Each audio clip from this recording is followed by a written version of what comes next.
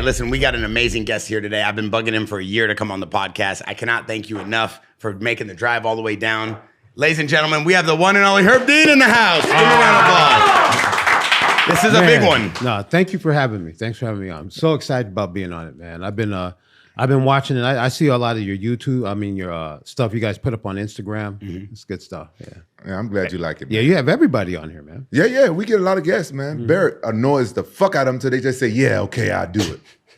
Mm-hmm. Why are you laughing? Is it not true, though? I just want to say the camera takes out at least like 20 pounds off you from the side angle and from the top new view angle with these new HDs. You're looking incredible. You're looking lean, and it's pleasure to have you sitting right next to me. No, I want to sit there. I want that seat right there, though. Not a chance. So the camera that's the one I should be that's your right camera, there. Yeah. Okay, yeah, just figure that out. Well, you look like a model. You can look at any camera you want. But if you want the best view, that one right there. All right. But yeah, so we did talking to the people. Yeah, when you talk to, you go. And I look over here. No, you look right here. I'm the captain now. No, listen. I'm the captain. Listen, we've been wanting to have you on here for a long time. You are the most requested guest. I don't want to say you are the most requested guest of all time, but you are literally the most requested Rampage guest of all time. Rampage has wanted you on this show more than anybody, so I do want to say that this is a phenomenal moment for this man right here. You know, do you know why I wanted him on so bad? Because a lot of people don't know that, but we used to train at the same gym, and this guy right here fights just like Chuck Liddell, and I begged him. I said, hey, I want to spar with you for my Chuck Liddell fight. And I had nothing but respect for him after this. He's like, bro, I can't. I might be reffing the fight. I don't know. I'm a referee. I can't spar with you for your Chuck. I was like, oh, respect. I got it. I never even thought about that. Well, so everyone has seen me fight, so they know I don't fight just like Chuck Liddell. So shit, bro. When we was in there sparring, man, you was like, hey, this guy used to be real nice and let me come in there and spar with him. These guys used to be nice to me, and he used to not beat me up too bad, So, yeah, man, they let me come in and move around with them. And no, it was good. But what reason why I was so excited, I was just thinking about it, man. Really kind of when this thing really started taking off for us, for me, was with King of the Cage. And I remember when I first met you at King of the Cage. Mm-hmm. I remember it was at King of the Cage, Saboba, outdoors, because remember it was outdoors, and it had that place, like they had that stage up on, and then there's that big area in the back. And it looks like it's probably at least like a football field. And there wasn't any other black people there, hardly at all. And I saw, so you see another black person, like, oh, who's this guy? And this guy, he had a chain on his neck. And he seen me. I guess because I was probably one of the only other black people, he looked at me and marched all the way across 100 yards straight to me. He's like, Rampage. I was expecting a name, but he's like, Rampage, like, bam. I was like, okay. I'm like, but I didn't know anything about him. And then he has this crazy war with Marvin Eastman. Yeah. Yeah. That was a good fight. Yeah, that was a good fight. That was your first King of the Cage fight? That was my first professional fight. Oh, wow. Yeah, I only had 2 amateur fights before then. Yeah, and you realize, you knew you was going to be something. I remember, I think it was, you lost a decision? Yeah. Yeah. Yeah. But it was a crazy fight. You knew that he was going to go up from there because, Marvin hit him with, some stuff. He kicked him and just, kind of looked at him, shook it off a little bit, and just went right at him. It was like, okay, this guy's going somewhere. You know the crazy thing he hit me with was that Muay Thai thing where he jumps up on you and elbow you on the top of your fucking head. Oh, okay. I'm like, what the hell is he doing? I had never even trained Muay Thai. I didn't know what Muay Thai was back then. 12-6, straight down? Yeah, he climbed up on my leg, and it's like a traditional Muay Thai move. Yeah. You let him climb your leg? What? No, I want to continue with the move. So he climbed your leg, you let him climb your leg, and then he did the 12-6 on top of your head. Tell me how he did it. Show me one more time. So we're moving on from this. Listen, my man right here knows every move in the book. He's refereed some of the greatest fights of all time. He knows what the move is. What you call that move? That Muay Thai move that he did? Yeah, I don't know what that one's called. Yeah, it probably got some crazy Thai name. Yeah, but I seen Uriah Faber just did it on it, where he was demonstrating the new rules for with the ABC. Mm-hmm. He started it off showing that move, and then because the 12-6 is legal now. Is it legal? No, November 1st. That's right. That's why he legal. started with that, because they're changing that rule. Why you think they changing that rule? Because I think it's good they changed it. I don't think that rule was that beneficial. You know what I mean? No downward elbow like that. And everybody's what's the difference between this and that? So I think it's good they changed that. I'm not so sure about the other rule they changed. What we'll other see. rule? So they're changing what is considered a downed opponent. So before, a downed opponent was anything but feet supporting weight would be easy, right? So if you have anything but your feet, like hand down, knee down, butt, whatever. Now you can have both hands down and still be considered up. You're not grounded into a knee or something else touches. Are they going to allow like pride knees and Well, sucker so you kicks? can kick. So that's the thing. You can kick somebody if they have their hands down, but if they have a knee down, you can't. Or you can kick somebody, so if they have one hand down, two hands down, you can knee him in the face, you can kick him in the face. So did you see that fight between Nasruddin Imavov and Roland Dolitsi? No, I didn't. Okay. I didn't see. Well, yeah, there's this fight. It's a fight I refed. It was in the UFC. He's down on both hands down, and they're kind of in the middle of the ring, and he's kind of have them in like, maybe you would describe it as like, not wheelbarrow, but almost like dog walk or something. I don't know. And then he just kicks him in the face, pushes off and kicks him in the face. Pow. I think I took a point, but now that will be legal. Oh, okay. Yeah. Do you think it'll be hard for you to transition over to, you got to think for a split second, is this shit legal? Is this illegal? I can go get used to it because you know what? I referee in other promotions. So I referee in one. And one, grounded opponent is legal everywhere. So it's... I was going to ask you that, but I thought you only do UFC. No, I've always done other shows. So I've always done, like I'll be doing UFC and doing King of the Cage or doing whichever. I used to do ACA, ACB. That was like, I had a blast. So Dana White is not your boss. The commission is your Commission's my boss. Do Dana White frown on you refereeing? Because you got famous as hell in the UFC. He doesn't, they don't mention anything to me. No. We don't speak that much about things like that. So it doesn't seem like they frown on it. Did you ever ref in Pride at all? I only refereed Pride when they came to Las Vegas.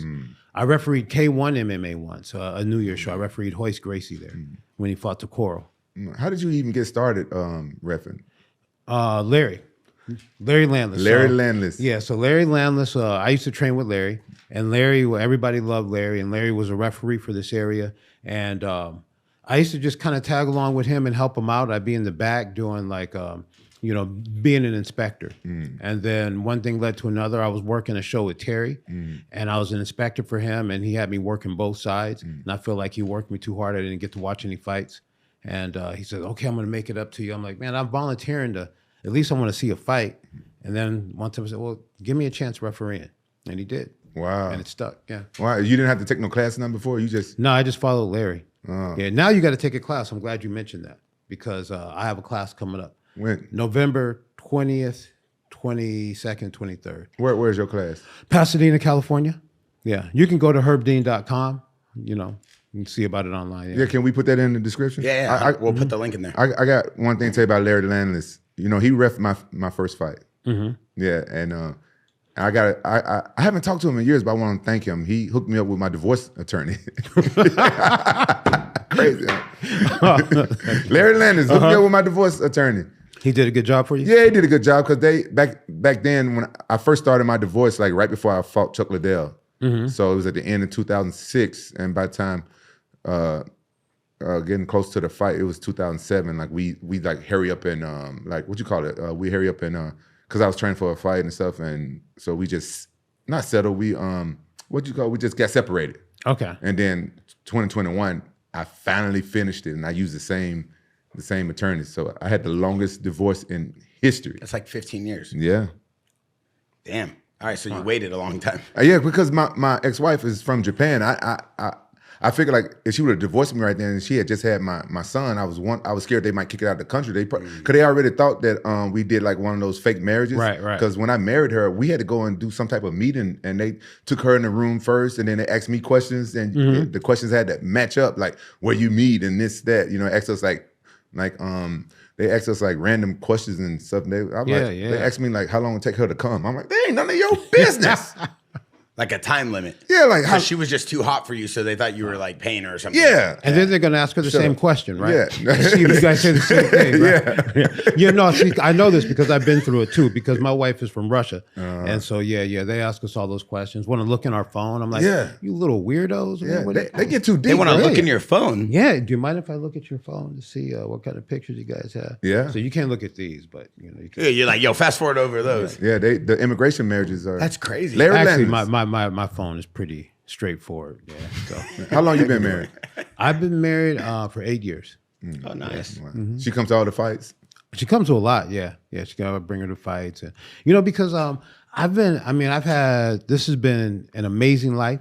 I've got to go so many places, do so many things, see all the, and I've been in so many amazing romantic destinations with a bunch of well-muscled men. And it's just weird, you know what I mean? Look, it sounds like a good time to Bear. Oh, yeah. So Rampage getting excited now. I'm like, I think something's missing here. So, now I take my wife sometimes. Does the UFC give you a +1 for all the events? You get to bring someone with you?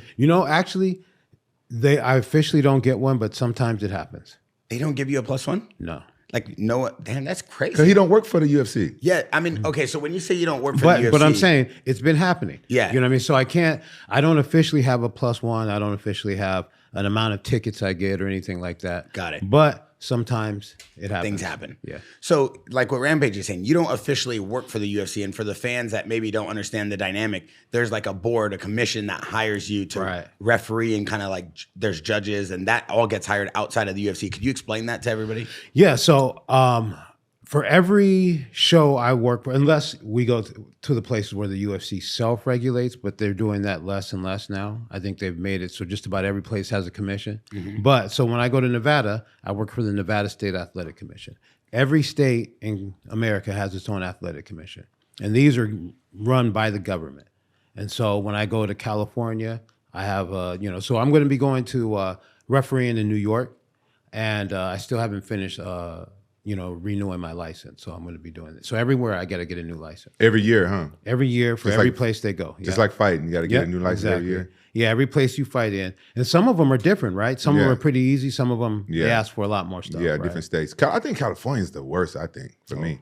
New York and back east, I think they ask for more stuff. Oh, for real? Well, for us, maybe it's the same for you. But honestly, I don't remember because, I always had managers. They do most of the paperwork and stuff for me.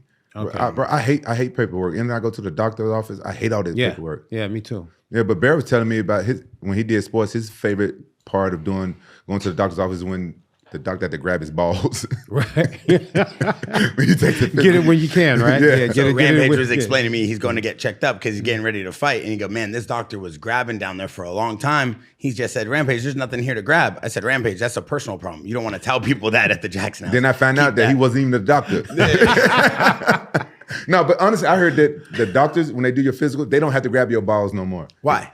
They don't have to. Why are you so worried about people grabbing your balls? I don't want no man grabbing my balls. It happens though. He won't even let us have a doctor of physical therapy. It can't even be a male. He's like, I want a female doctor of physical therapy. I go, Rampage, that's called a masseuse. That's something you do in private. We got a doctor of physical therapy right there. He's like, I don't want no one stretching me out. That's a dude. Well, you know what? I had to, because I was in Thailand. I was in Thailand last week. Oh, that's and so I was getting a massage and whatnot, and we came there, went to the place, and all of a sudden it's a man behind me. It's a man there, and I'm like, I wasn't ready. I was like, you know what, be mature. It's just a massage. But it took me a lot to relax. He kept saying, "Relax." I'm like, that made it worse, right? But he did a good job. Did he say it in the Diddy accent? Yeah, yeah. And that's the thing. All that was going through my mind, and so. But actually, he did a really good job. Yeah, you're right. You have to be more mature about it. But I got scarred. My first time fighting in Japan, I was dating this Japanese girl. I met this Japanese girl, and I told her I needed a massage, and her English wasn't good. And she took me to a massage therapist. It was an older Japanese dude, and I just felt like I just needed it on my lower back and stuff. But I just felt like he massaged my butt for too long. A bunch, yeah. He saw problems there. Sometimes they see problems. No, ain't no problems in my butt. Problems? I got problems in your butt. I got no problems in my butt. How does Herb Dean, the referee, know that you got problems in your butt? I ain't got no problems in my butt. Incredible. He built on that quick, man. You see it? Yeah. Bro, it's incredible because he's losing so much weight, right? He's gaining ready. Look, he's getting fight shape. He's prime vintage Rampage is showing up every day. You never know. Every day. More and more weight he's Mm-hmm. losing. Yeah. And I'm starting to realize, I'm like, all right, you doing something when you're not here. You training, you're working hard, and it's good to see that.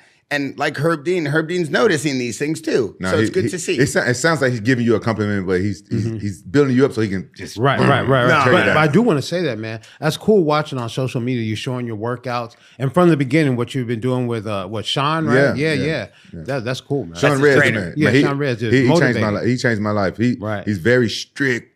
no nonsense. That's what I need. Right. Yeah. Yeah. You You can changed tell my it's good for you. It's good. Yeah, thank you. One thing I want to ask you, because you talk about UFC not being your boss, and that's like a unique kind of sentence to start off the podcast with, because a lot of people were criticizing the 306 main event, and you're such an experienced ref. You've done so many amazing things in your career. I want to talk about the let's work thing and why this is like such an issue to some people that maybe don't understand or not as experienced as you. Can you explain why there was so many controversy? I'm not sure if I totally understand that myself. Yeah. And another thing is I don't want to because it was the I think the analysts who started it. They were talking about it, and I don't want to be critiquing those guys or have an adversarial relationship with them, because first of all, they say a lot of good things about me. Yeah. And they have over the years. So I don't but I'm not sure what it is that I would like to talk to them because and this is another podcast I'm saying that on. I'm always around guys. You guys have my phone number.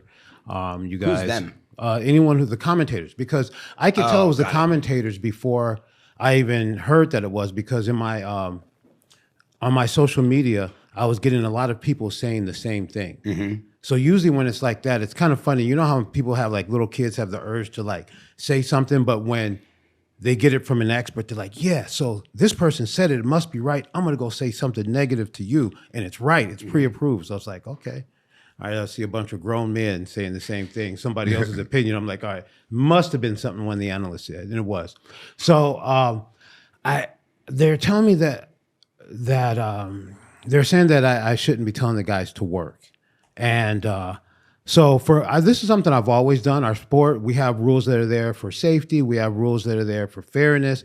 We have rules that are there to build our sport, to make our sport what it's supposed to be, to make our sport exciting.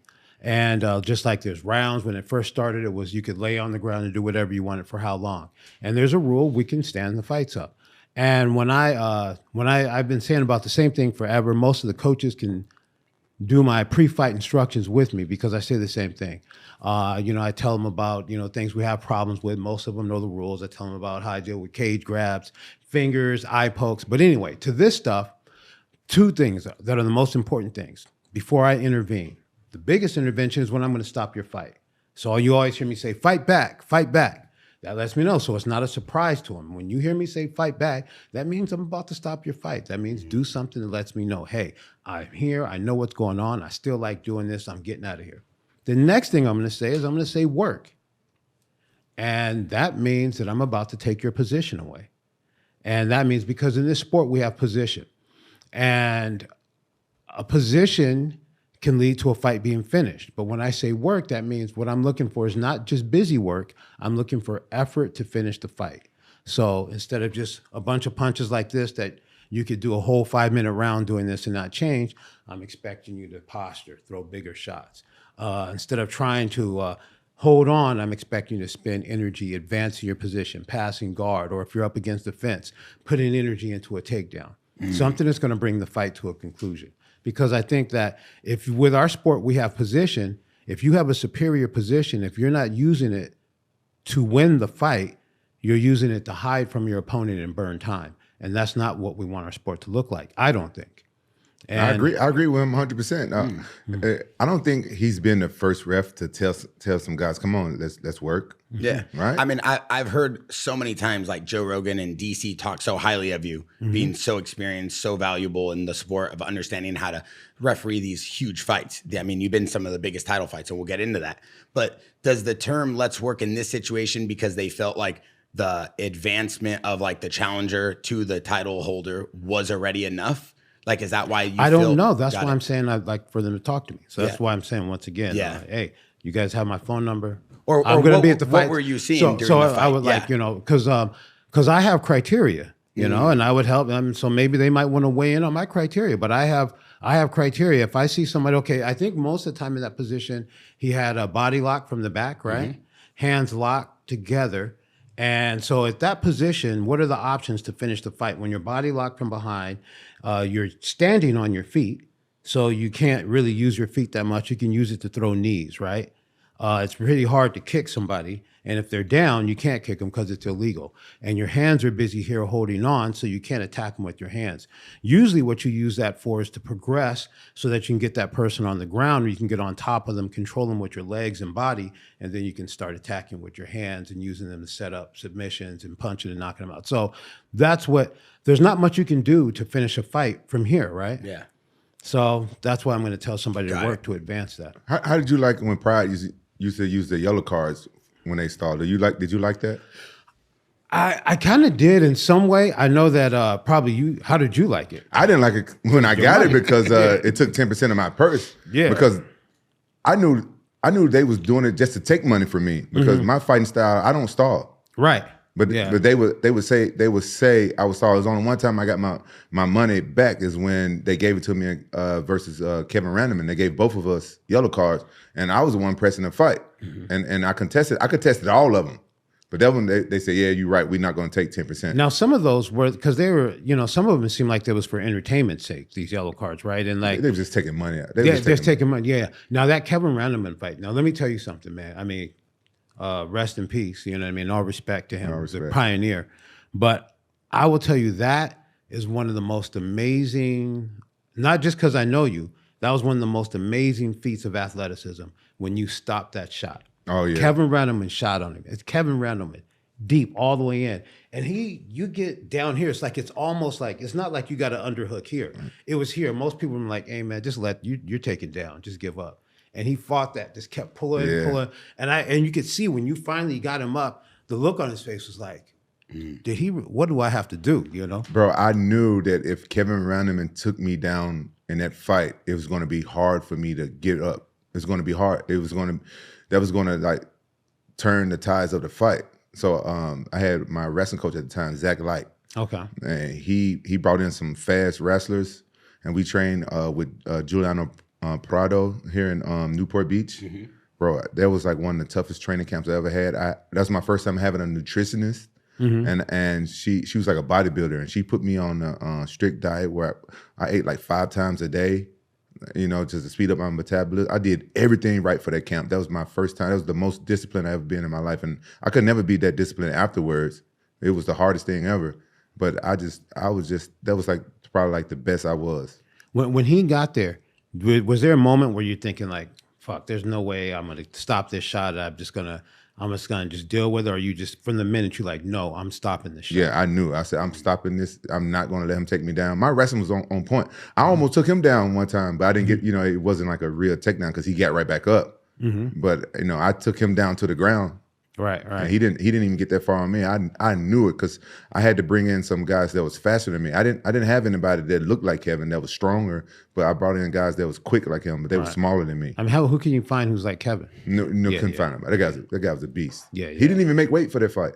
It was crazy. He didn't even make weight. I didn't care. I was so tuned in. I was so ready. Now, speaking of that, making weight, did they give him a yellow card for not making weight? No, because I didn't care. Because that's what they usually did, right? If you didn't make, and I like that. I think that's a good thing because like some sort of thing where you're punished and and even I think like a penalty for not making weight instead of because in some of the lower shows like small like guys build up a record and a lot of shows because they're just not making weight, they're not caring, and then they negotiate behind, and if the guy has money already anyway, he's building up his record. Yeah, I remember Mark Coleman came to me and he was like, "Hey, Kevin ain't gonna make weight. Do you care?" I'm like, "No, I don't care." I didn't even ask how much. Right. So I don't know. He could have weighed 215. No, I didn't care. Like he couldn't. I don't think he even cut weight. They just came like the day before or something like that. When we were supposed to cut weight, said, "Oh, Kevin's not going to make weight." So did you cut? Yeah, I cut. I was already cutting weight. Yeah, Mark Coleman came here. Mark Coleman said that the strength of Rampage, they were kind of like going to test out. They had much respect, a lot of mutual respect because they were all in Pride, but they thought Kevin would have a lot more power or that like explosiveness for either the high crotch or the double leg or a single leg on the outside, and wanted to see because they already knew Rampage had wrestling background. So when Rampage kind of like stuffs that first one, kind of like sprawls out, but more uses the strength, they're like, oh, damn, this is going to be a fight. Yeah, right. I'll do respect and never say anything bad about Kevin Randleman, but if I'm going to be honest, since we're talking about it, I thought he would be stronger. I felt like I was stronger than him. Yeah. Yeah. Well, you have a bigger leverage. You know you have I was a a bigger bit taller, You huh? have bigger leverage points, and you know how to use that. But he just looked Uh-huh. so strong. I just thought he was going to be. I thought he was going to overpower me. Right? Yeah, he looks so strong. Yeah, Right? yeah, but I have like natural strength, like my lower back is really strong. I always been like strong, Yeah. but I'm just not strong at lifting weights. Yeah, that movement, this right here, you know, I mean, because I have moved around with you a little bit, and like there'll be times where I'm like, oh, there's no way you can pick me up from here, and you're like, boop, easy. I'm like, okay, He does it to everybody in yeah, here the too. rules with you are different. You know what I mean? You got that. And the other thing I noticed about you is that you have timing, like not just timing. I think it's maybe reflexes because like somehow you get to like I'm like I know I got in here, I know, and like all of a sudden you're in the right place. So you must have really good reflexes. It or must something. be. And I know when I started wrestling, I learned that I had good balance too. Yeah, my reflex. I'm a reactor fighter. Like that's why I could never be a coach. I don't know why I'm doing what I'm doing. I just do what my coaches tell me. I believe it was Boss Rutan who came in here and said something to the extent of like Rampage shoots his shot before he even can think about it, and then he always would take advantage of those opportunities before he could even think about it. So he didn't have a lot of time to think. He would like you're saying, like a reactive fighter. Obviously, Right. not Rampage. He's sitting right here. He can tell you better than Yeah, I can. I don't know why I But- do this, but this part is about you. It ain't about me. No, but those are Well, no, interesting but you know what? moments. But I think that I think we've been on this journey kind of at the same time. We started at the same time, and you're at different spots, but it was like back and forth. That's what I do is I referee fights, and I refereed you for probably a lot longer than just about anybody else. Yeah, you ref a lot of my fights. Yeah, Let's go through some of the big fights that Herb has ref for Rampage. So he's refed the Lin fight in WFA. Oh wow. You That won was crazy. You That was won a that crazy one. The fight. Matt Hamill fight, UFC 130. Oh. The Machida fight, UFC 123. Rashad Evans 114, and then the Glover Teixeira UFC on Fox. Oh. I mean, even the Machida fight was a huge fight where you feel that maybe you didn't get that win. No. Listen, I knew I got that win. I was surprised that since it went to the decision that they gave it to me. Got it. A lot of people misunderstood what I was doing. Yeah, can you explain that? Because that's all over TikTok. I know. People don't. But I got your back, brother. So don't. People don't understand my sense of humor. Okay, by the time I was fighting Machida, the UFC and I we didn't see eye to eye. They was kind of upset with me, and like since they stole my fight against Forrest Griffin, I never trusted the judges anyway. And for them to I thought that Machida fight was so close that they probably could have gave it to him. I thought I did enough to win, but they could have gave it to him. So I was surprised that they actually gave me the fight. I didn't think I lost the fight. I'll be the first person to say I lost something. Like I thought I lost the fight against was Ninja years ago in Pride. When I was in the fight, till I saw, I was like, oh, okay, I see I did enough to win. But I was surprised, like, oh, the fight is really close. Right. And they gave it to me, so I was surprised. You don't think you lost the fight against Forrest? No. Okay, that's interesting because, all right, I don't think so either by the way the criteria was at that time. Now, the way 10-8s are given more often, I think that maybe it's different then now because that one round would be a 10-8 now. But back then, that round would not have been a 10-8. Okay. And we argued. We had so many, I was arguing in every meeting. We would use that fight. We argued about that fight so many times. Every meeting, every rules thing, we argued about that. Yeah, the reason why I don't think I lost that fight because I was champion, and you have to beat the champion to be the champion. And if that was a decision, it should have been a split decision. They gave it a unanimous decision because at that time, I don't know what's going on now, but a champion couldn't lose his belt on a split decision. Oh, okay. So that's why it was a unanimous for Forrest. But I thought that so there was one round I think they gave it a 10-8, right? Why, when he hurt my leg? When I think they gave him a 10-8. I think they're arguing the argument. I'm not sure if they gave it, but that's what we argue. Is that I argued that round wasn't a 10-8. And people are saying that round was a 10-8. The one where he was on top of you mostly. He kicks you and then he gets like I think he got a guillotine and then he got on top of you. Yeah, I don't remember I won't watch that fight no more. Yeah, I don't remember. But I remember I dropped him a couple times. But I just don't remember which rounds. Another thing, was your leg hurt before that fight or was it hurt? He hurt my fight. He hurt my leg in that fight, but believe it or not, you can go watch the fight. After a while, it didn't bother me no more. I was really switched in back then. I mentally healed my leg up in between the rounds. Yeah, no, I saw I saw the leg was hurt, and then And later in the round, later in the fight, it wasn't bothering you. It wasn't bothering me. Yeah. Did you just say you mentally? Yeah. I used to be really mentally strong. You mentally fix your leg? I during the mentally fight? heal my leg up. It's something that you got to do. You gotta like trick yourself. It's almost like you gotta like hypnotize yourself to where During the fight. to where you're not going to feel pain. Like you just heal it up. Like you just tell yourself it doesn't hurt. Yeah, Just keep telling yourself. Back then I was really switched on and to believing in the law of attraction. And that is the difference between these people who think they can fight and someone who fights at that level. They say, "Whose leg are you? You are my leg." Yeah. and this is what you're going to do, right? Yeah. With that fight with Machida, before the fight, Lance Gibson, he trained me. He hypnotized me before that fight. He was like, because we was worried about Machida. It was the hardest camp ever. He was like, you could be Iron Man in this fight. I was like, what you mean, coach? He was like, Iron Man, let somebody kick Iron Man. They're gonna hurt themselves. Let somebody punch Iron Man. They're gonna hurt themselves. You Iron Man. And right before the fight, a fighter mind is like a sponge. And, you know, I think that's why Mike Tyson was so good, because when Casamado was alive, he used to tell Mike Tyson stuff. He used to tell him, like, you the best. Can't nobody mess with you. You know, whatever, all this stuff. Right. And Lance was doing that to me. And right before the fight, like your mind, you're in like a kind of like a trance or something almost. The best way for me to explain it. And he kind of like hypnotized me. And when I went out there and fought Machida, like he was kicking, punching me, I didn't feel nothing. Wow. And I kind of did some of that myself against the Forest. I think the first round, he hurt me with those calf kicks. I never seen the calf kicks before. I never trained against the calf kicks. And so my leg was hurt pretty bad. Then I healed it up, and I went out there and I thought I did enough to win the fight because I was champion. That was the beginning of the calf kicks. That's when guys were, a lot of people hadn't seen those before. That was an interesting fight.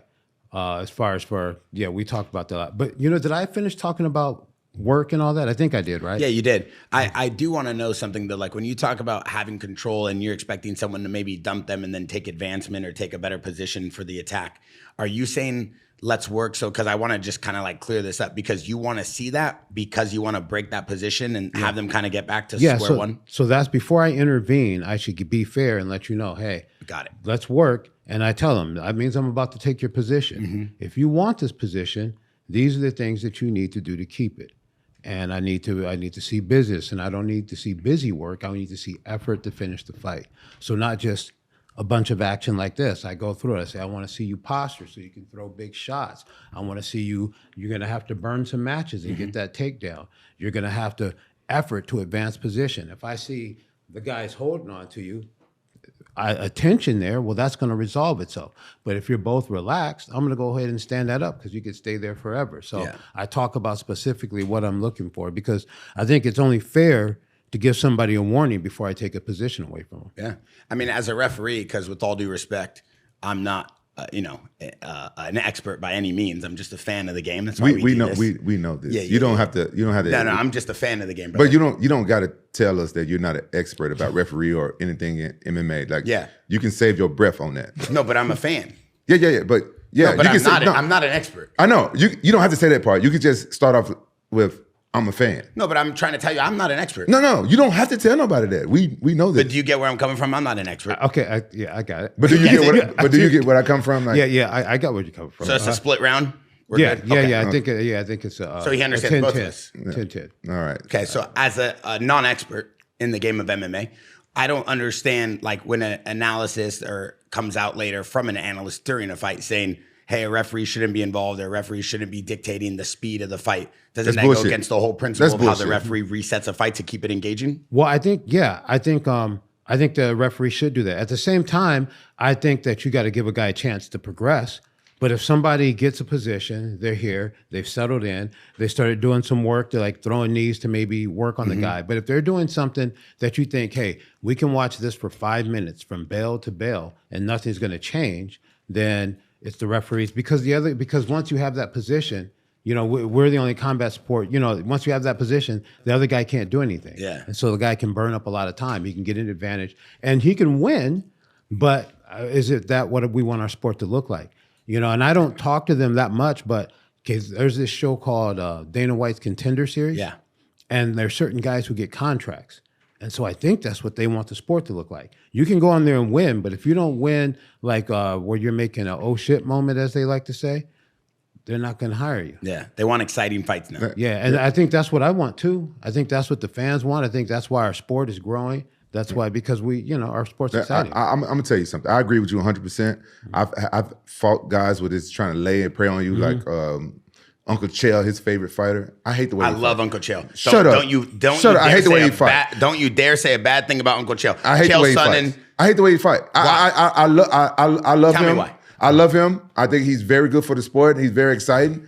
But since I fought, I hate people that do that. They're really good at one thing, holding you down and leg humping you. And He don't do that. He don't do that. Refs should be like, come on, man, do something. Stand up. Like, I never say anything about people taking me down and going for the ground and pound or going for the submission. Right. That gives me the chance to get up and fight. Yeah, you're a grappling fighter too. You're well-rounded. You take people down, but you come and you once you take them down, some stuff's happening. Yeah, right. I don't like the fighters that just lay on top of you, but I'm gonna play devil advocate here.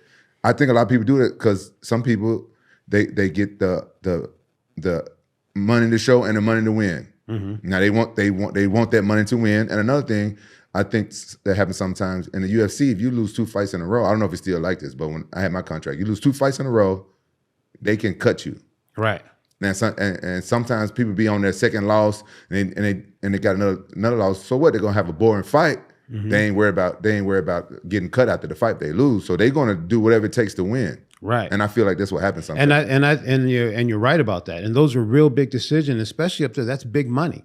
And so when I say that I'm open to discussion about that, I really don't like making all these decisions in a vacuum. And so I'm not being facetious, like you can call me. I'm like, yeah, because those are serious things to consider. Mm-hmm. You know what I mean? Because could be a couple of losses and they cut you, or the fact that your win money is a huge amount of money. And you got the referee saying, let's work. And you might get tired or you might do something like that and end up losing the fight. But those rules are put there and we should be consistent with it. Yeah, I agree with you 100%. Yeah. Mm-hmm. Do you get pressure from the UFC to make these fights more engaging or more active? The UFC doesn't put much pressure on me. Believe it or not, they're pretty hands off unless you do something horrible. Then they're like, okay, we don't need this guy around anymore. But they pretty much leave it to the commissions to talk to us.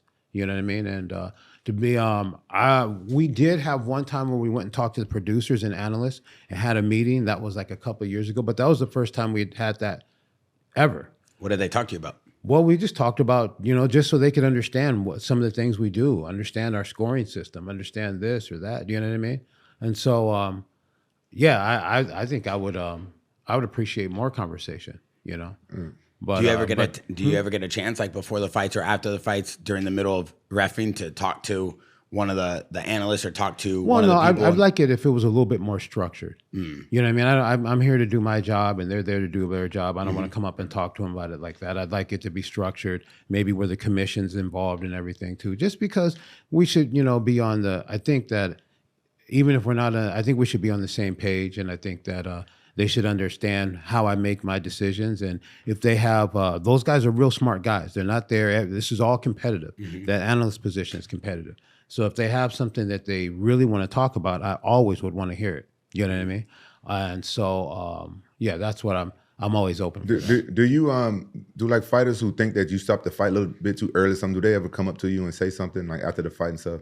Yeah. And I've had it over the years, and I've had times where they go, you stopped my fight too early. And some of them I watch and go, okay, I could have given him a chance. And then sometimes, I'm not going to tell you which ones. I get beat enough. I'm not going to hand people a stick. But, it happens though. Yeah. But there's some, and I can go back and I look at it and I adjust what I'm doing, because a lot of the time, just like fighting, refereeing's position, you know what I mean? And so I have to think about why I was in that position and why I wasn't in that position. And so sometimes I might get there and another punch might land, but I have to adjust my position because I don't want to get there and pull somebody off and I can't really see what's going on.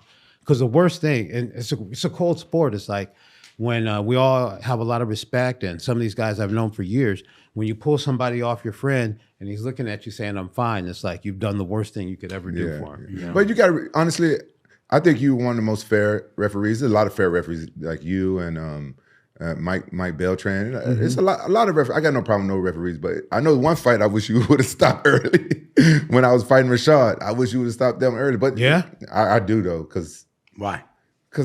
I wanted to give the UFC a big fuck you because they made me fight that fight.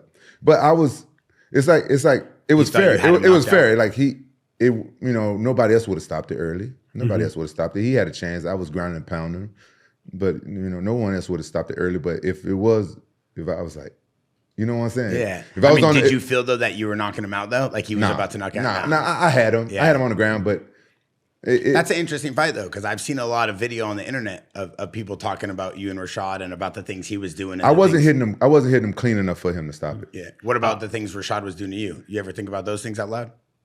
Yeah, he pulled my shorts, but he couldn't see that. Oh. Okay. Did you ever see that? No, he couldn't see. I don't remember. That's a long time ago. I'll go watch it. Yeah. But I tell you what I do remember. I don't know if you want to hear this, but it's a couple of moments. You have a lot of the biggest moments that are like crazy athleticism like that. When he stopped Randleman, and of course that big slam and some other things. But I will say that takedown, that one shot he shot on you, that first one. Rashad? Yeah, that was one of the most explosive shots I've seen. Yeah. Yeah. He was desperately trying to get me down. I know. You know what surprised me? That right hand right off the bat. He hit me with a right hand and it stumbled me all the way back to the other side of the cage. I wasn't even worried about his striker, even though he had already knocked out Chuck before then, right? But for some reason I never respected Rashad's striking. I didn't respect his power. Even in training camp, I didn't. I'm like, man, You didn't respect Rashad Evans' power in striking at all? At all. Zero? Like none? Wow. But I respected his wrestling, and I figured it's going to be a wrestling match. But I come off doing the 18 movie, and I was like, for 6 months I couldn't even train. 'Cause I wasn't even allowed to train. 'Cause I had all those tattoos and the wigs and stuff on me, and I wasn't allowed to train. So I had to go right into training camp. Right. Okay. So so you guys kind of didn't overlap at Gladiator Challenge, right? He came through after you had kind of already gone. I was already in Japan, and, Right. and that's where we got a little beef because he beat one of my teammates, Sick Dog, Hector Ramirez. Yeah. Did you ref that fight? I might have. Yeah. I used to train with Sick Dog a lot because he used to train with Larry before he was training with you guys. He used to come train with us. Yeah, I didn't know that. Yeah. Me and Sick Dog was really close. He used to help me train for a lot of my fights. No, I know. You used to show up at a lot of his stuff. I mean, he was real supportive of it. Yeah. I still am. Whenever it's just how people are. You just lose touch with people. Yeah, I haven't lost touch with it. I saw him not too long ago, a couple months ago. Yeah. But Rashad fought him. I think Sick Dog got injured in the fight, and then Rashad started acting all cocky, playing on his nipples and stuff. Then I got mad, and that's when me and Rashad. That's where our beef started. Okay, really? All right. At Gladiator Challenge, King of the Cage, whatever one that was. Because of what happened with one of your friends. It was one of my teammates. My teammate rolled his ankle, and my teammate, he was a really good wrestler, and I think that my teammate was actually going to beat Rashad. At the time, I hadn't heard of Rashad. I heard of my teammate because he's my teammate. And he rolled his ankle, but he's a Sick Dog. He's an animal. He's a beast. Most people just tapped out and walked out. He fucked his ankle up, had to get surgery, but he just kept fighting, but he just couldn't wrestle. And then Rashad Evans saw that he was hurt. So that's when he started acting all cocky. Right. Playing with his nipples. I'm like, man, why are you playing with your nipples in front of another man? And then he got mad at me for saying that. Then boom. That's when the whole beef started. Then years later, we meet again at the UFC. Something I also noticed about a lot of guys who are like really strong-minded fighters who you never see any worry or anything like that. The real ones you can always tell when they're watching one of their friends. Then you see them worried. I never see him worried about his fights coming in. Never can see, but watch one of his friends fight, man, he's out there like, same Chuck's like that too. Yeah. I mean, I just watched the Khalil Roundtree fight this week here. We had Kalen Walsh here, Tabitha, a bunch of people, Coach Brillo, Rampage came, and Rampage and my dad were going crazy during the fight, and he's never even like that. I watch him when he trains, same thing. So it's interesting you point that out. Yeah, because I like Roundtree and stuff a lot, but then recently I just met Alex. He's a super cool guy too. He don't speak English, but you can tell that energy. But I like Roundtree. We did a movie together and stuff. So you just bond with fighters. They all my comrades. So you just bond with them. So I thought that Roundtree was going to upset the world. If anybody was going to do it, I thought it was going to be him. Yeah, man, because he's been on one lately. Yeah, man, he's been. Yeah. What'd you think of that fight? I mean, that was an amazing fight, right? Yeah. I mean, he really. grabbed a lot of people's attention, you know, Yeah. and he has this whole last couple of years. you Yeah, know. he showed a lot of heart. Yeah. A lot of heart in that fight. Do you ever have to watch fighters before you ref them just to see their tendencies or to see if they do anything that you need to worry about? No, not I.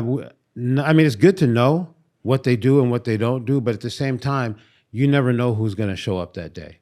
That could be the day when he's not the same that he is. You know what I mean? And so you can't let somebody.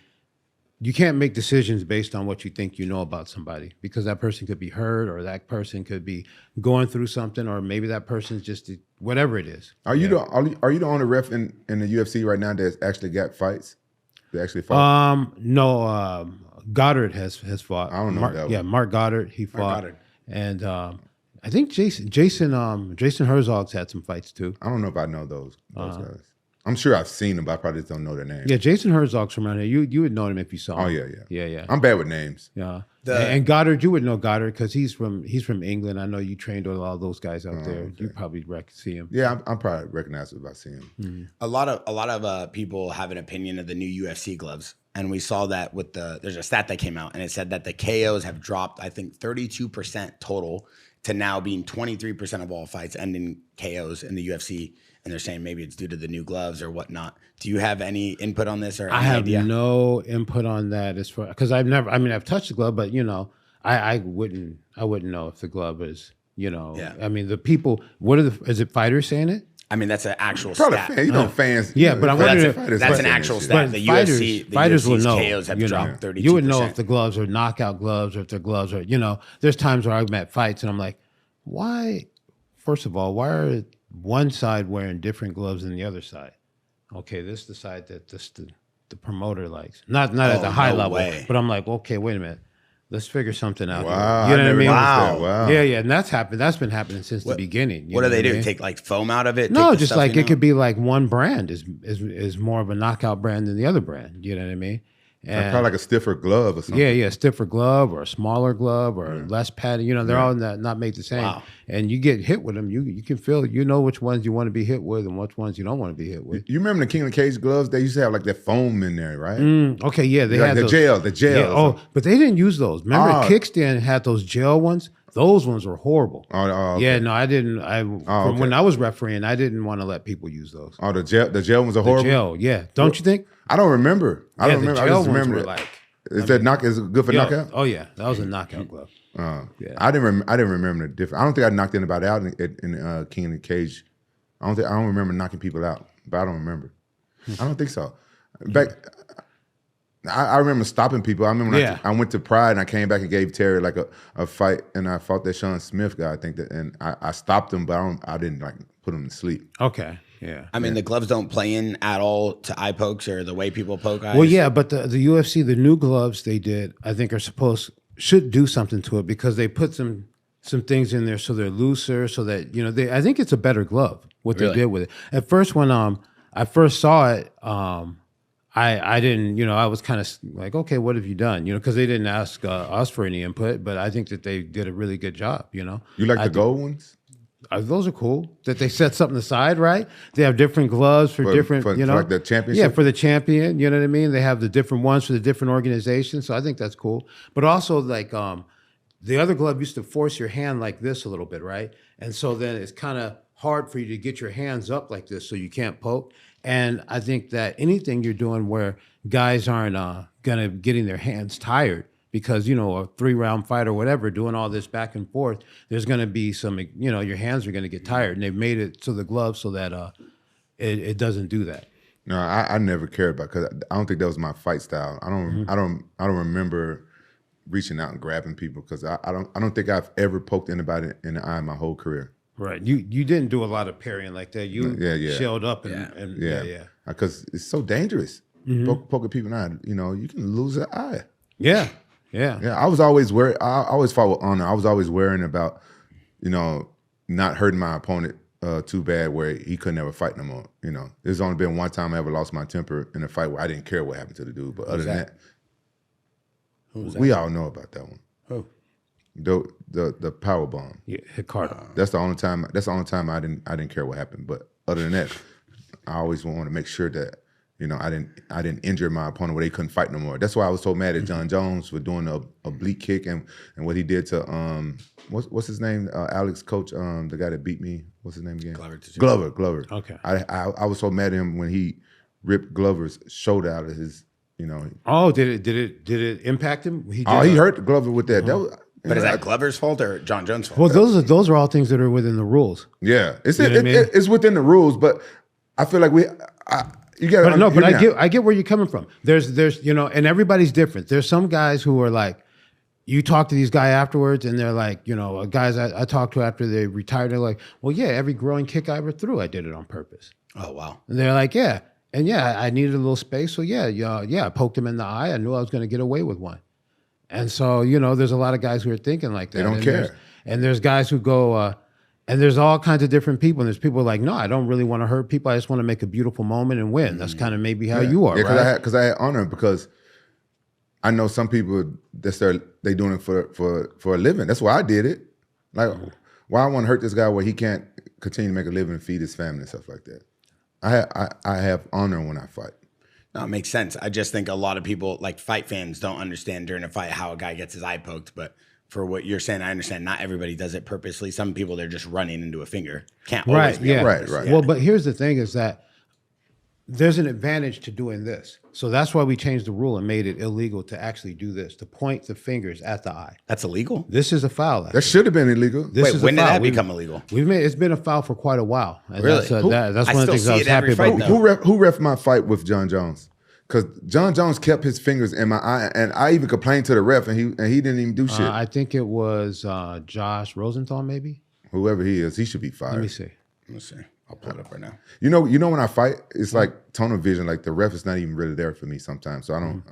Right. Yeah, you're focused on what you're doing. But no, that rule that Josh wasn't Rosenthal. Yeah, that wasn't the rule then. No, okay. And we've changed it. But because for one, that's one that I really was passionate about getting changed because, the fingers here, there's an advantage to that, even just the threat of the foul. Yeah. You know what I mean? Every time, let's say you hurt somebody, you're about to run in and finish them off, and you got that in your eyes. Right. And then you're going to back off, and the guy gets off the hook. Right. Did Jeff Mullen change that rule?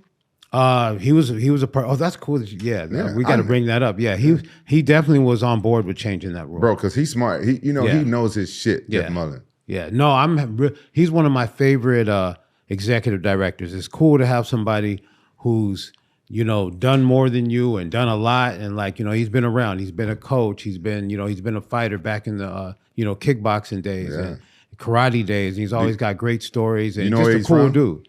Yeah.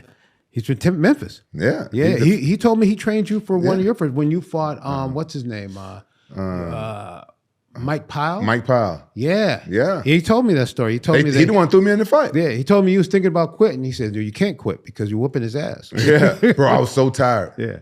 You wanted to quit it after you were winning? Oh, listen, it was my first MMA fight ever. They told me about that fight 3 days before that they said you was fighting. The champion of Memphis, his opponent pulled out. So Jeff Mullen, he's doing the show, so he had other stuff to do. I had to make weight. I had to cut like 15, 20 pounds the day of the fight. And the guy that was weighing me in kept saying, I ain't making weight. It's for a belt. I'm like, bro, I'm on weight. He had that little scale thing. He said, no, you ain't on weight. You got to go lose a 1/10 of a pound now. So he kept sending back 3 times. And once I said, fuck it. And Jeff Mullen was like, well, if you didn't make weight, if you win, you won't get a belt. And I go and I fight. I'm cutting weight like all the way up to like 30 minutes before the fight. And I go and I walk out to the fight. The guy that was weighing me in is in his corner. Right. Yeah. That kind of stuff happens a lot, Yeah. So he was bullshit. So I probably made weight. I'm a wrestler. Right. I know how to make weight. Yeah. I knew I was on weight. Yeah. And that was my first experience. And I didn't get mad at Jeff Mullen. Something he found out about it later. But he was busy with the show. But he was doing other stuff. Where you're trying to do too many things, you don't do any of it. Right. And this is an amateur show. But there's no. How's that ethnical? Did I say the word right? Yeah. How's that ethnical that hit my opponent's corner man's weighing me in? It doesn't just make me sense. and him. No, it doesn't. Yeah, it doesn't make just sense. me and him in the room. But we hear a lot of crazy stories like that back in the day in the beginning stages of MMA. So, coaches, I mean, referees knew in each all other. combat sports, all kinds of stuff. And so I like was that. tired. And this is back in the day when I was probably smoking Black and Miles. Real talk. Okay. Because I had started back. I used to smoke cigarettes when I was a kid, and I quit smoking when I started wrestling. So this is when I got out of college. I had just got out of college wrestling, and I had an injury in college. I let my injury heal up, and I only been back in the gym 3 days, and so I was smoking Black and Milds. I quit smoking Black and Milds like for those 3 days. Had to cut all that weight. Then the same day of the fight. Hell yeah, I was thinking about giving up. And Jeff Money kept me in the fight. And the same thing I did to Sakuraba, the same thing I did to him. I was trying to throw him out the ring. Okay, yeah. And they were like pushing his ass back. I'm like, oh my God. And he was like real good too. But like you guys made the same weight? Because he later on in his career he was quite a bit smaller, right? Bro, I had to cut a lot of weight. Yeah. The day of the fucking That's fight. a ton of weight to cut. Bro, I cut like 15, 20 pounds. Right. The day, like right before the fight. Yeah. I mean, sometimes that's like too much weight though. He was fighting at 185. I used to fight 205. So I wrestled 177 in college. So by then I was probably weighing like 200 pounds. Right. Okay. A little less than 200 pounds back then. You know, I was 21. Yeah, but Jeff Mullins is real cool. He's a real deal. Yeah, like it's good when we have a boss who's actually from the sport. You know what I mean? And he's cool too. He's like Kenny Rogers and Chuck Norris at the same time. You know what I mean? Yeah, he's a bad bro. I trained with him before back when he was young. Like, come on, 20 years ago. Yeah. He was still in the gym, moving around with him. He's a badass. So now that they changed that rule, since John Jones, that's illegal. Tell Uncle Dana to give me my fight back with John Jones. You want to fight John Jones? I want to fight him back now. Now that he can't. That's the only way he beat me. So Rampage versus John Jones right now. All right, light heavyweight. spoken right here. I'm calling Uncle Dana tonight. Yeah, that would be one of the craziest fights of the year. Yeah, tell him since they changed the rules, he can't put his finger in my eye, and then they got to tell him to take the oblique kick out. Then I'll be okay. He got to take the oblique kick out. Yeah, he got to take the oblique kick out. Are you a fan of the oblique kick? It's legal. You didn't answer his question. You didn't. Huh? Are you a fan of the oblique kick? Well, I mean, he said it's legal. I mean, it's not. I mean, I don't know. I don't like it. I didn't like it when they made it. One guy did make it. They made it illegal in California once. So Doc Hamilton had it made illegal in California, but they didn't make it illegal everywhere. So then when guys came to California, they were confused, and then guys were confused, and then of course I had a fight where one happens. And if it's cool if it's the rule everywhere and you can enforce it. Yeah. But when somebody does it in one state, it kind of made it a little rough. Yeah. But yeah, I don't really, it's not in the spirit of spirit wise. I don't really like to see it, but it is in the rules. I mean, you can kick somebody in the face. You can sit there and concentrate it and do a heel hook on them. You know what I mean? So and some people tap in a heel hook. and that's the other thing with meanness. Some people, when they go for submissions, they jump on it when they're trying to break it. They're trying to break it from the beginning. Some people are trying to do submissions. Everybody goes about it a little bit different. Like, if Paul Harris grabs something, you better tap before when he looks at it. And that's what he wanted people to do, I think it's an interesting thing how you've seen the landscape of MMA over the years, especially the UFC. And you were in the ring with, in the cage for one of the most famous MMA fights. It's the Khabib McGregor fight. Oh, yeah. And chaos erupts at the end of the fight. Now, we've heard from multiple stories about what was going on. Luke Rockhold is one of our co-hosts. He's always in here. So he was telling us about him running in the cage with DC. Can you walk me through what was going through your mind when you saw all this erupt? Okay. I think, when it first started, okay, so he, he's holding on to the choke. I get him to let go. He's still on him. I'm kind of standing in between them. And then he's like, all of a sudden he's over there talking to somebody else and at somebody else. And then once it started, at first a minute I probably tried to trace him and try to keep him from going out or something. But then once it got to that point, I'm like, this is beyond my job. This is everybody else's job. My job is done. Right. I think you could take Khabib if he's like I train with you. Listen, I train with him. Hold up. No, listen, hear me out. Don't fucking cut me off. I ain't gonna cut you off. You're not an expert. You said it earlier. Someone gotta put you in. Herb Dean can take. Herb Dean is my dog. He's thinking that he'll take Khabib if Khabib pops off on him. He can defend himself. He can take him. He can defend himself. He'll beat Khabib. So, but even though Khabib is that much smaller than me, I heard that he gives Daniel Cormier a hard time. I know Daniel Cormier could just sit on me. So I don't know, man. I heard Khabib. But your jiu-jitsu is really good though. Decent. I'm all right. but I couldn't be able to do anything with Khabib. I heard his feet are like hands. Just Oh, for real? yeah. But think about this. Think about this. Hear me out. I'm not talking about if you go in a ring and spar him. I'm thinking if something pops off for where 5 seconds, I can give everybody hell for 5 seconds. Thank you. Until the athletic commission yeah. comes Thank in and you get my what? back. You don't understand what I'm saying. Whoa, Listen, thank you what? You not understand what I'm saying. You when I said that, you thinking I'm saying like if he fights Khabib in a sanctioned fight where somebody else referees fight, Khabib would probably run circles around him. But think about this: if something pops off inside the cage like that, any fighter, and they go after him. And there's people that can break it up. Thanks for having that belief in me. Yeah. I'm gonna believe that. I got you. I feel better now. I got you. I feel better. Do you guys understand what I'm saying? Yeah. Because listen, most fights get broken up, right? Within like a couple of seconds. Yeah, exactly. Exactly. No, I know what you're saying. Yeah. So if something pops off with him and Khabib or him and somebody else, I've trained him. He's going to know how to defend himself long enough for some people to come and break up the fight. help comes. So help if comes. Habib turned around and said, "Hey, I'm not going to go after Dylan Dennis. I'm going to go after him," and the Dagestanian army comes behind Habib. No, you ain't understand what I'm saying. No disrespect to Khabib at all. Why you laughing at me?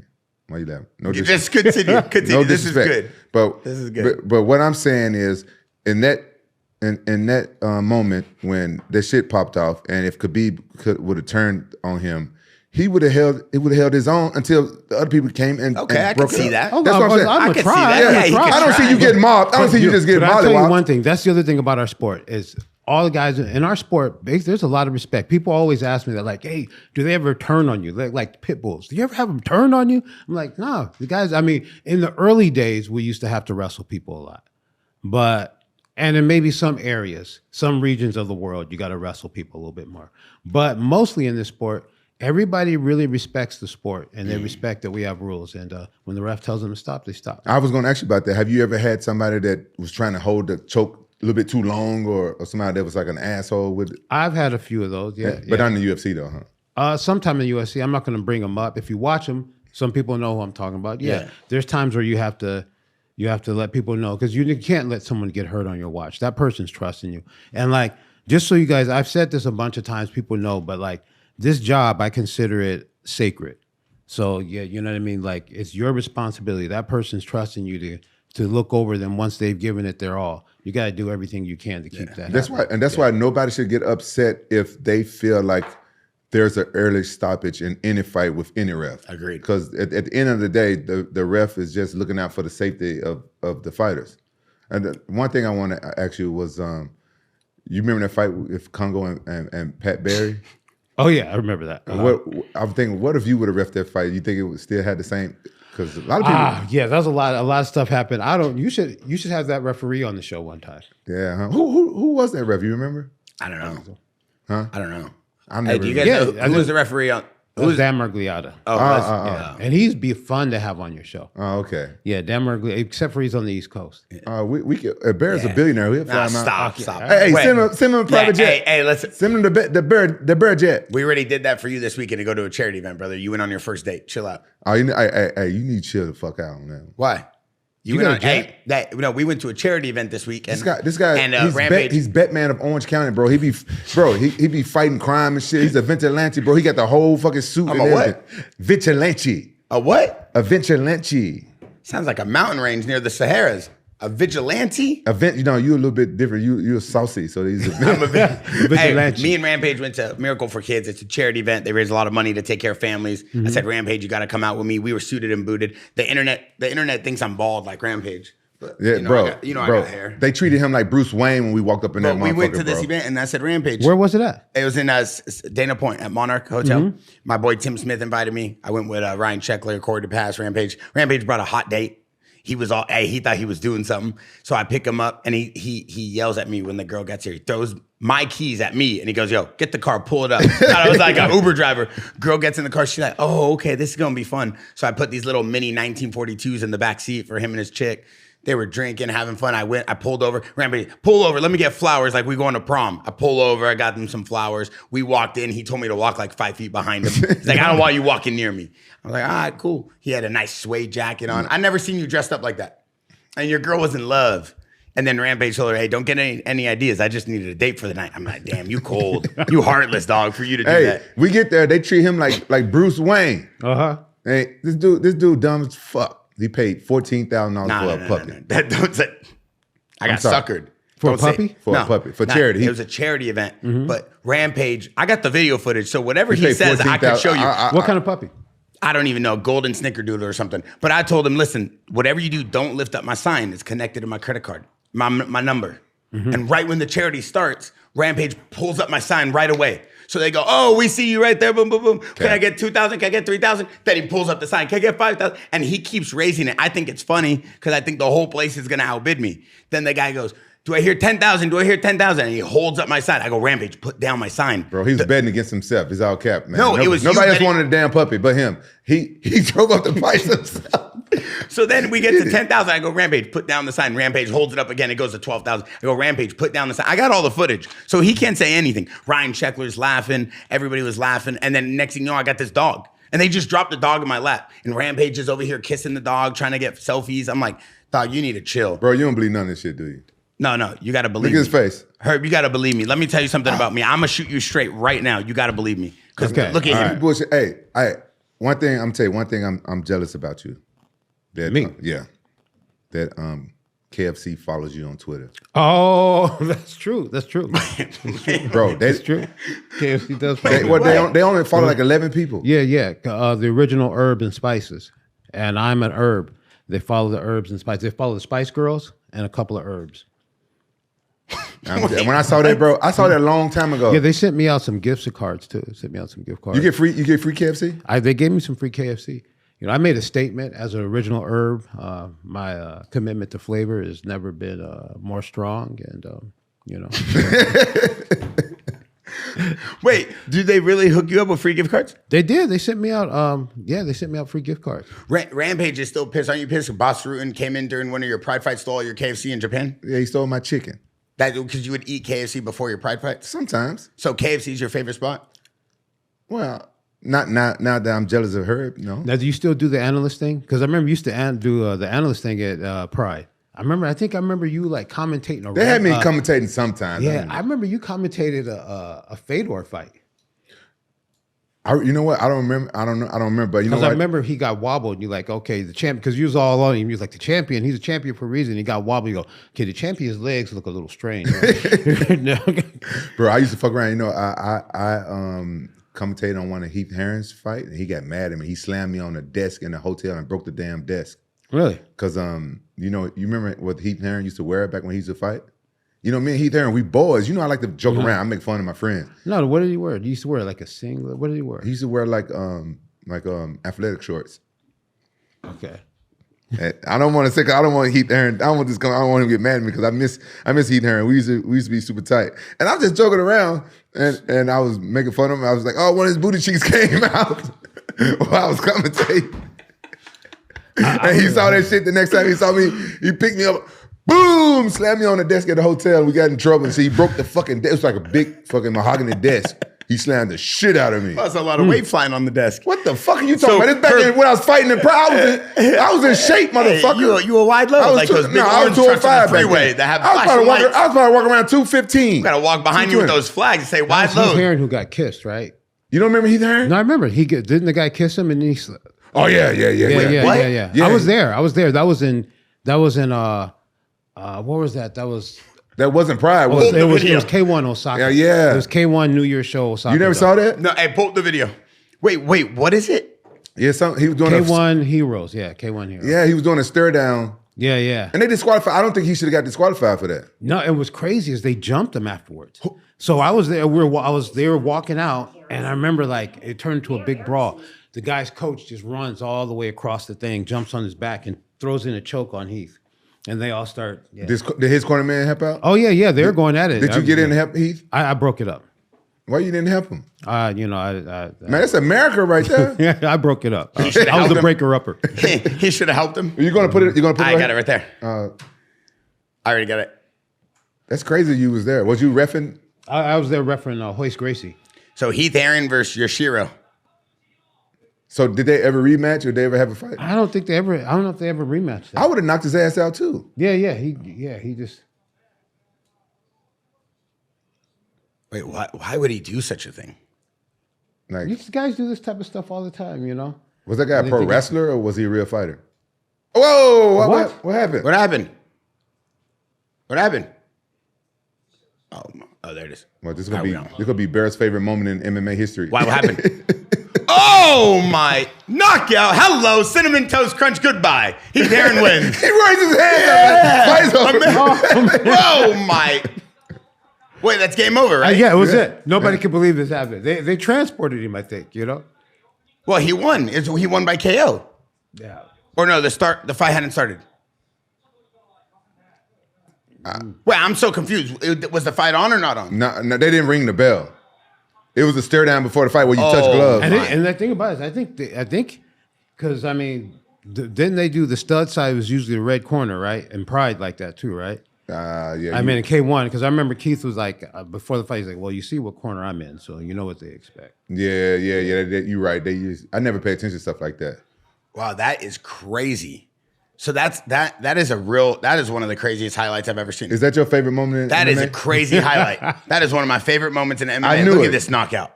That is an incredible. Look at the style. Oh, right hook, dink, see ya. Hey, that kiss was low key passionate. It was. That guy probably had a crush on Heath. He doesn't even know where he's at. The guy's dreaming. No, he doesn't know where he's at. Oh my! I thought because it was just such a little quick one. I was thinking, okay, maybe, but no, he was out. No, he was out. He wasn't acting. Yeah, Bro, that was an Alex Perry. That was just straight power. You think they took his money? No, you think they couldn't. They probably didn't pay. They probably didn't pay know. Heath or No, no. look at he bows at someone in the audience. He says, "The guy kissed me," and he bows, and then the guy goes, "All right, you're good. Get your money." See, look at this. And then he bows. Look at this. Watch the bow. No worries. Thing. I'm gonna tell you who that probably was. That's probably one of those Yakuza bosses that used to put the money behind the fights back in those days. Mm-hmm. And K1, there was in K1 too, right? There was Pride. everything, all the MMA. And Pride, in Japan. Oh, yeah. That's crazy. You had those experiences, man. Oh, yeah. Yeah, that's an incredible highlight. A lot of people need to see this MMA history right here. Yeah, that's what I'm talking about. I saw Heath Herring on the internet recently. He was playing poker. Okay. He's like, he totally left MMA. I was like, man, Heath Herring and I, we used to be boys, man. I miss him. If you guys see Heath Herring, tell Heath Herring. I said, what's up, man? Because you was at Pride and stuff at the same time, right? Yeah. Get Heath Herring on the podcast. Can someone make me a note of that? Yeah, let's get him Heath on next week. Let's see if I'm sure we have some interesting kiss stories with Rampage. No, like from the Pride thing. Nah, don't start with me, dog. I meant like from the Pride thing, like with the thing, and then we would have the thing, and then we would. Could we continue? Bro, Could we continue? come on. Let's we got a legend in the house. Could we continue? Let's go to a Vietnamese coffee shop. I know that's where you want to go. Listen, before we get going, I know we're trying to wrap up right now. I got to ask you one thing. During all your years, what has been the most rewarding referee job you've had in terms of a fight? What was the best fight you felt like you were able or blessed to referee? Oh, that's hard for me to say. Like, that's because you know what? It really is. I'm not good for having favorites, but also I've had so many amazing moments in this sport. Like, Give me some of your top ones. Some of my top ones. Bro, why? The question you asked him, like he is like one of the most. He's one of the GOATs. Yeah, but you got to understand what type of person he is. 9-time world MMA award referee of the year. He's been around fighting for so long. Like some of those, he know a lot of those guys. So Yeah. like he's one of the most respected refs. He because is the most respected ref. yeah, because I think because he's say. fair. Like he don't show no favoritism towards nobody. Thank you. And we all respect him for that. So you asking him some shit. So what you asking? That's disrespectful how can you that you fucking even ask him that. Disrespectful? That's disrespectful. I'm calling him one of the greatest referees No, of but all you time. asked How him is that you asked him a disrespectful? question that's disrespectful. Do you have any nephews? Do I have nephews? No. Oh, see, I got friends. can't I got a pull lot of that, best like, friends. can't pull You that. got cousins. I was You going to got ask you, cousins. who's You your got favorite like nephew? my best Who's your friend? favorite young cousin? Who's your favorite sibling? My favorite sibling, I would say probably Gigi. I got two sisters. Wow, that's Gigi. fucked up. Like I have like What's the 5 other best friends. sister's name? Rampage is like 5, 4. What's the other sister's name? Elisa. How do you think she feels right now? Is She gonna watch knows this there's a podcast? pecking order. You got to do good. You got to be better. Right? This is where we. Who's your favorite parent? Probably my dad. Man, your mom's a sweetheart. How you think your mom gonna feel? She watches all these. Well, my mom knows I love her too, because my mom's the best. My mom's here 24/7. She threw me a massive pizza party. She's the best, but I'm with my dad all the time. Like if you were to ask me my favorite MMA fighter of all time, probably like maybe Luke Rockhold, No, I would say like Chael Sonnen. I would go.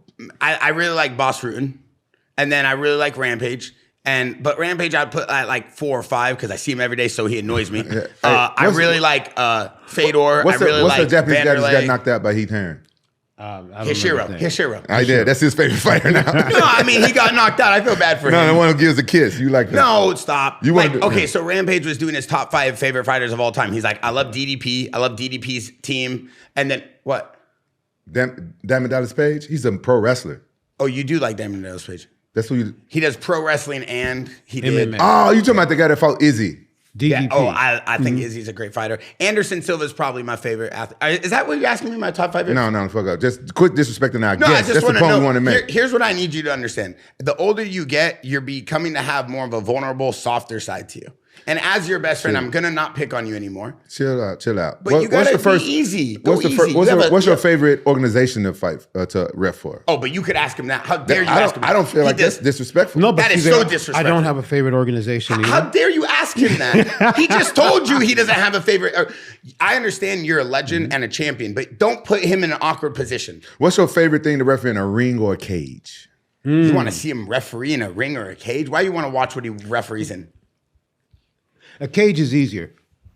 Ring is more fun. Thank you. That's what I was going to ask him. So a cage is your favorite. Cage is easier. I appreciate you Ring is being more honest fun. with us. Yeah, That's what we yeah. want here on the Jaxxon podcast. Honesty and transparency. So who is your favorite MMA fighter of all time?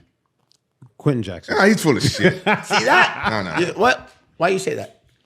Why you go like this? Because I know. Because he knows me. There's a lot of there's been a lot of amazing fights. All right, so guys that Hoist aren't fighting Gracie. anymore- Hoist Gracie is Hoist go. Gracie. Hoist He Gracie. came on the pod. Very very grateful for him to come on the pod. He's very nice. Man, no, he's like, man, Hoist Gracie is like, yeah. That's like being in the room with MMA royalty. There's very few guys on that Mount Rushmore. You When we gotta gonna be up get there. Anderson Silva on the pod? I keep asking about it because Anderson Silva.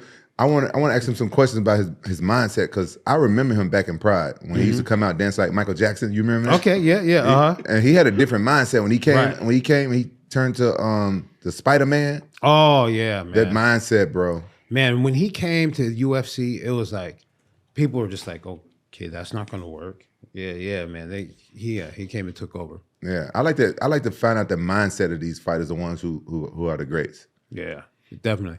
I have a Hoist Gracie story. You know when the UFC first started doing these cards, those like baseball cards, like the training cards. So they came and they had some for me, and I was getting paid to sign them, right? So I kind of rushed through signing them because I was like, okay, let me get this done, and then I was talking to the guy, and he's like, yeah, no, I was doing for Hoist Gracie earlier today. I was like, oh, how long did Hoist take? He's like, well, he's different than you. Hoist took his time with every single one because it was Hoist Gracie signing him. So he gave me a lesson from a distance. He didn't know he gave it to me. But sometimes when I'm doing things, I'm like, what would Hoist Gracie do right now? Bro, I'm gonna tell you something. That is respect because of that, because of my first autograph signing where you have to sign like a bunch, I changed my autograph. My autograph used to be different back in Japan.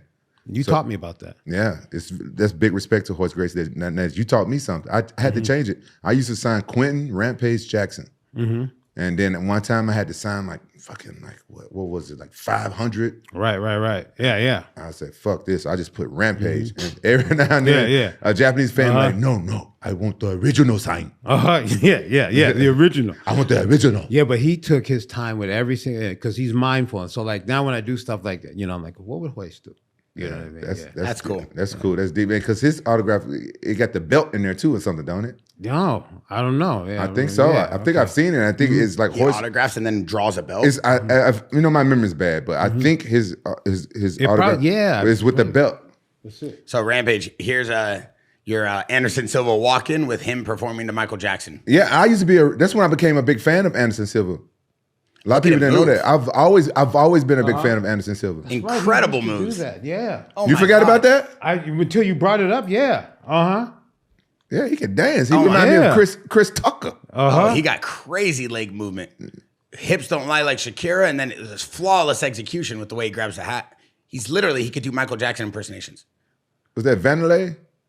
That's Vanderlei with hair cornering him. Oh, wow. That is. Looks like, what is this, Pride? What year is this? who knows what year it was. So this is how he would walk in. This is Is this Pride or? this is Pride.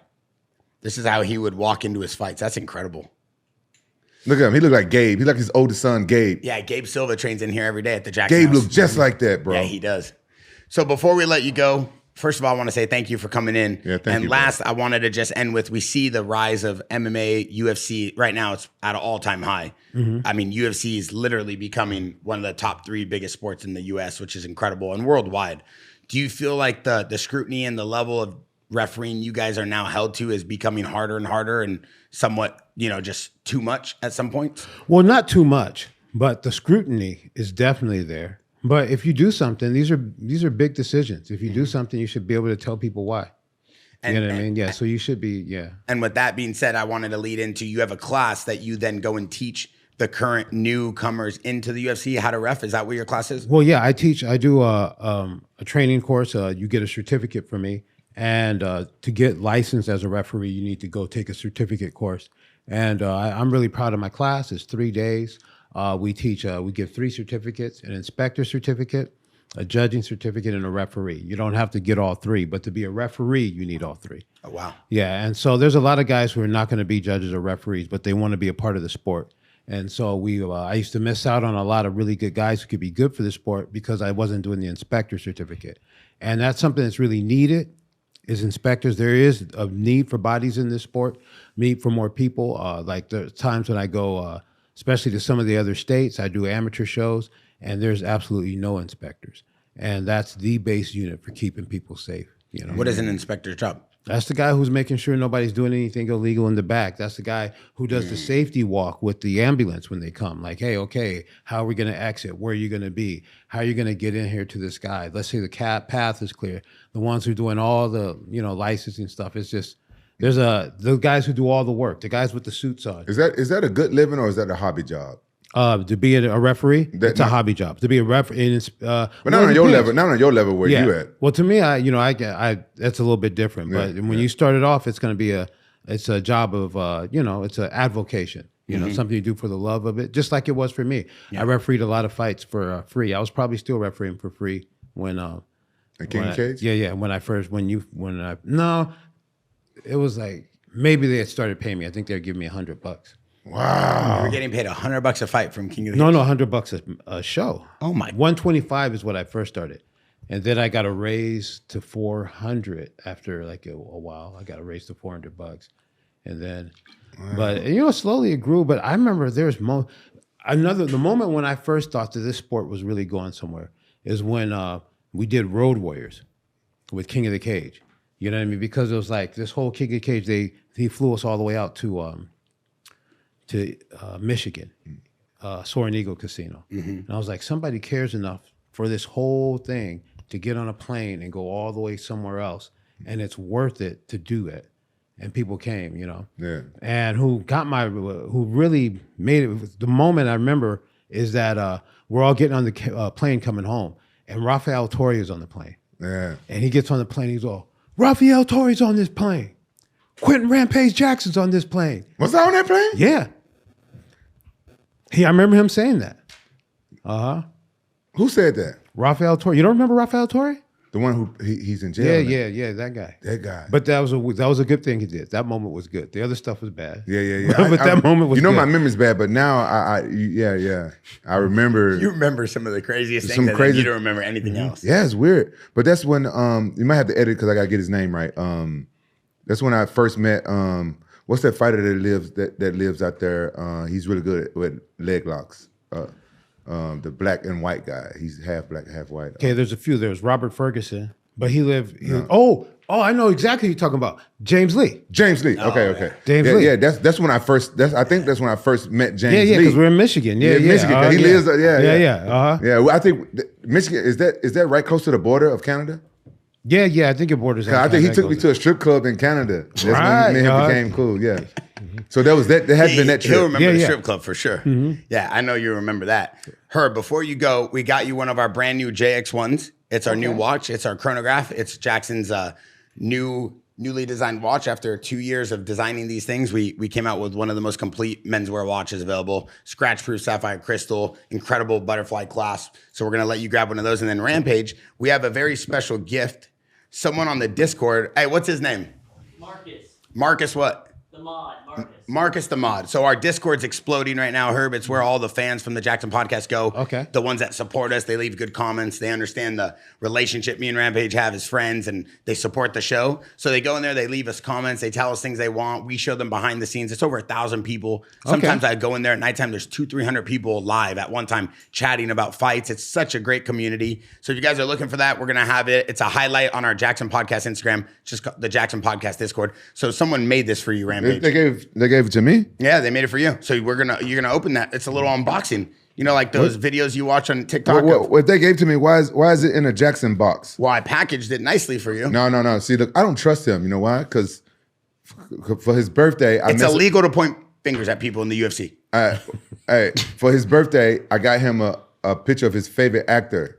What's his name? Michael B. Jordan. Michael B. Jordan. And I got it in Colombia, and it smelled funny because they used he the laced paint. it with. I didn't lace it with nothing. He laced it with I wouldn't do bad that. mildewy salmon No, I wouldn't smell. do that. I'm so not that that- way, if I put it in my room's gonna smell like mildew. It would smell like- on Right, purpose. right. And he did this No, I don't to do that. basically hurt me and my Herb, reputation. do I seem like that type of guy? You know, Yes, you it do. really did smell bad, but I didn't do it. Oh, you it's didn't do it's a leather that they use in the Can paint. you open the gift? And then so I tried to make up, and I got him a gift. The last time we did a We pod. ain't gonna talk about that. Oh, okay. Yeah, Chuck he got me a unique gift. Herb. Chuck Liddell Yeah? took A it. lot of leather and balls and things that strap together. So I don't trust him. He could be lying about the whole thing, and he could. I ain't be lying paying about me back. anything. This is from Marcus the mod. What? Oh, they made a Funko out of you. Oh my God, they made a Bear Degidio and Rampage Jaxxon Funko. Oh my God, they made you look lean too. Yo, hey, Marcus the mod, the most requested mod. He said, congratulations on 200,000 subs. It's a one of one. It's one on one. Oh, you can make those custom. Yeah, look how lean Rampage looks. Look, Herb, like he didn't make it too lifelike, you know. Obviously, I look incredible. He also did a little gizmo. Rampage is Oh, he shit, did a I little didn't see gizmo. He did a little gizmo. Look at the gizmo. Hey. He did a little gizmo. Let me hold it. Yeah, here, hold it. No, you said it was my gift. Yeah, he did a little gizmo. Hey, look at Marcus the mod made us say, hey, listen, whoever is in the Jaxxon podcast Discord, this is what we're appreciative. Yeah, look at that's this. very That's really cool. Here, That's- hold see this. that. That was very. He wanted to see it. All right, that's why your glasses came out. He's very thoughtful. Whoever made that. Oh, you got the money. Oh, yeah, that's right. That This was very is thoughtful. incredible. Hey, I'm Yeah. actually impressed. I thought Yeah, Bear was yeah. going to make fun of me. Well, he wrote you a note. Read it.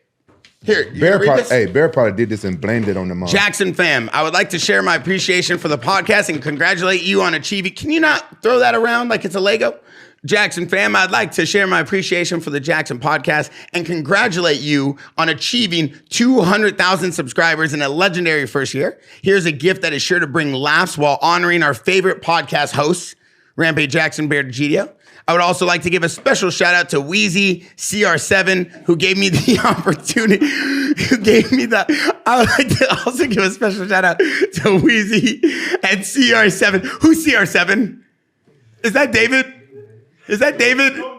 Is that okay? I would also like to give a special shout out to Wheezy and CR7, who gave me the opportunity. Those are our moderators as well, who gave me the opportunity to become a mod and assist with growing the community. Thank you, everyone at Jaxxon who has put in the utmost respect. Keep doing your thing. The most requested mod, Marcus, and he signed it. Hey, Market, much love, much God. respect. Look, I see the F3 cans down there. You pay Let me attention see. to the Let me see the details. F3 can. Yeah. Let me see the F3 can. Yeah. Damn, he made you have a small can. Wow. Two of them. No, Bro, look at you. Yeah, incredible. He put a hat on me with the shades. we got to open it up and set it up right. Yo, this is crazy. you got to keep this on the desk now, bro. Bro, he gave you the nice mustache, all black with the goatee, all With clean. the money, yeah. You got to set it up, open it up and set it up straight and keep it on the desk, bro. Hey, Herb. That's cool. Look at this. Look at the love we get from the MMA community that Well, you've guys helped deserve build it. over the last You guys 20 have years. done a lot of work. Thank you, You guys bro. have done a lot of, and it's man, yeah. Look at the photo of me falling, ripping my nuts apart when I hit the desk. That's Remember what you that? get. That's Remember what when you I get. hit my nuts on the corner of the desk? Yeah, that's what you Herb, get. you ever hit your nuts on the corner of a desk? No. Like when you put your nuts against the sharp part of the corner of a desk? It hurts so bad, Herb. Come on, man. He got I'm shit to gonna let him chill. go. End the pod so he can go. He got shit to do. Which watch you want? Why you asking gonna another man chill. about his nuts? What? No, I'm saying, was have you actually- ever hurt your nuts? I ain't talking to you about my nuts, Bear. No, but have you ever put your nuts against the corner of a desk, and it hurts? Why would I put my nuts against the Like corner of if a you were desk? trying to kick me and then your nuts hit No, I'm not talking to you about my nuts, Bear. No, but Rampage, has that ever happened to you? No. Okay, no. then you wouldn't know what it feels like. To nobody but you. Which one? You want that one? Silver. Yeah. Yeah, he can have whatever he wants. What you worried about? Why can't he just take the watch he wants? I want to make sure. Why can't he just take what he I want likes? to make sure our most Want the requested people to guest know. get what he wants. This is the most requested guest of the year. Why can't he just take what he wants? Man, Take 'em thank both. you so much Take 'em both. for having me on the show. Thank you. Look at his face. All right, so listen, this is the Jaxxon Podcast Discord. Shout out to Marcus. We're going to leave this on the desk. Hey, we're going to send him a gift package. I want to send him a signed t-shirt from Rampage Jaxxon. Yeah, let's look him and up. one from Wheezy saying we appreciate you and we love you. And Herb might even throw in a signature because he goes slow with it. Right? That's right. Right, Rampage, you take us out today. No, I'm not falling for that. Thank you guys for coming. Thank you guys. That's it? No, thank you guys for watching. That nothing else for And make sure y'all ask Herb on Instagram about his license and Herb, not to be confused with Spice. HerbDean.com. Yeah. Yeah. Yeah, HerbDean.com.